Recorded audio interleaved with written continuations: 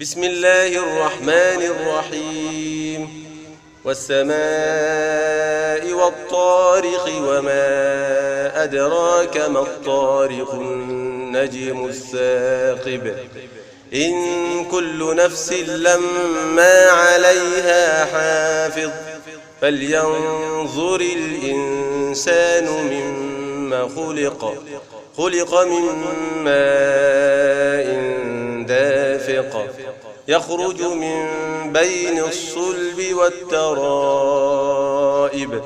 إنه على رجعه لقادر يوم تبلى السرائر فما له من قوة ولا ناصر والسماء ذات الرجع والأرض ذات الصدع إنه لقول فصل وما هو بالهزل إنهم يكيدون كيدا وأكيد كيدا فمهل الكافرين أمهلهم رويدا.